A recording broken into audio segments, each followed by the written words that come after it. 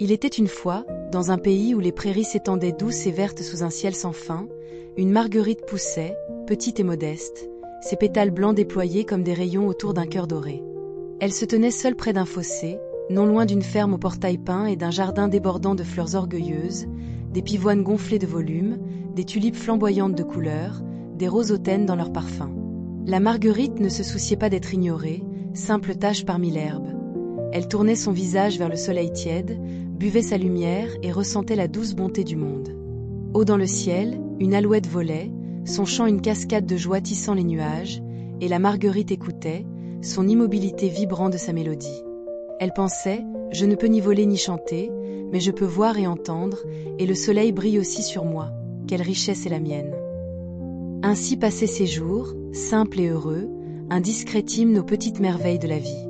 Un matin, alors que le soleil montait et que les enfants étaient assis sur leur banc d'école, la marguerite vit l'alouette descendre en piqué, non vers les fleurs grandioses du jardin, mais vers elle, la modeste fleur dans l'herbe. Il dansa autour d'elle, ses ailes effleurant l'air, et chanta « Quelle herbe douce, quelle fleur charmante, or dans son âme et argent sur sa couronne ». La marguerite trembla de délices, sa joie trop grande pour être contenue, bien qu'elle restât silencieuse, ancrée à sa place. Les tulipes se raidirent, les pivoines boudèrent, invisibles au regard de l'oiseau qui préféra l'humble à l'imposant.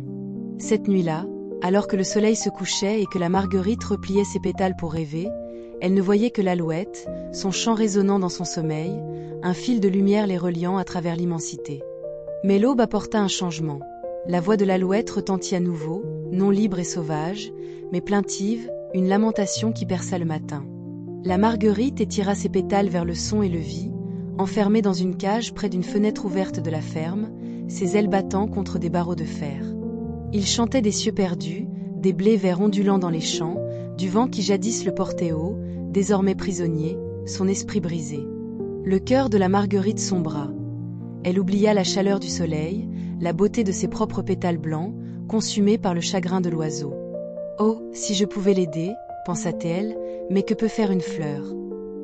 Elle restait impuissante, son silence un poids, son désir un parfum qu'elle ne pouvait libérer. Deux garçons sortirent du jardin, l'un tenant un couteau aussi affûté que celui qui avait coupé les tulipes la veille. Ils s'approchèrent de la marguerite, leur voix vibrante d'intention. « Voici une belle motte pour l'alouette, » dit l'un, découpant un carré d'herbe avec la marguerite en son centre. « Arrache la fleur, » pressa l'autre, et elle trembla, car être arrachée signifiait mourir, mais elle voulait vivre, atteindre l'alouette captive. « Non, laisse-la, » répondit le premier, « elle est jolie là. » Ainsi, la marguerite, toujours enracinée, fut portée avec la motte dans la cage.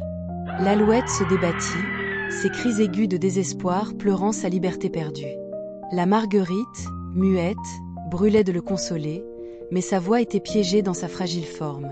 « Pas d'eau ici, » gémit l'oiseau, « ils m'ont oublié, ma gorge brûle, je vais mourir. » Ces mots transpercèrent la marguerite, qui ne pouvait que rester là et regarder. La journée s'étira, les forces de l'alouette s'amenuisant, son bec plongeant dans l'herbe pour chercher la fraîcheur. Ses yeux croisèrent ceux de la marguerite, un éclair de reconnaissance, mais nul réconfort ne vint, il voyait en elle sa propre liberté perdue, un reflet des champs qu'il ne parcourait plus. Elle versa son âme dans un parfum, léger mais plus intense que celui d'aucune marguerite auparavant, une supplique pour apaiser sa douleur. Il déchira l'herbe autour d'elle, désespéré de soulagement, mais la laissa intacte, sa gentillesse un ultime présent. La nuit tomba, et personne n'apporta d'eau.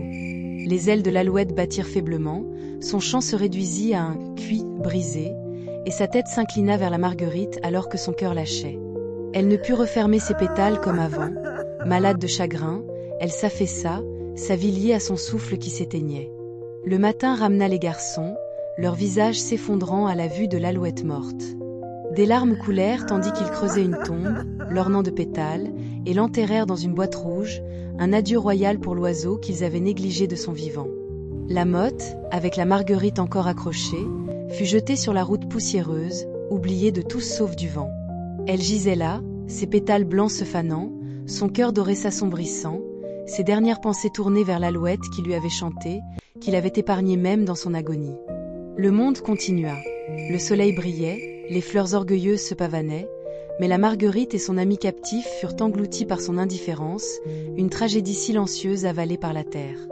Et si tu passes par cette route aujourd'hui, dit-on, là où la poussière se pose et où l'herbe murmure bas, tu pourrais apercevoir une fleur fanée, un vestige de la marguerite et de l'alouette, dont le lien défia leur destin, pour finalement s'évanouir dans le silence d'un conte oublié.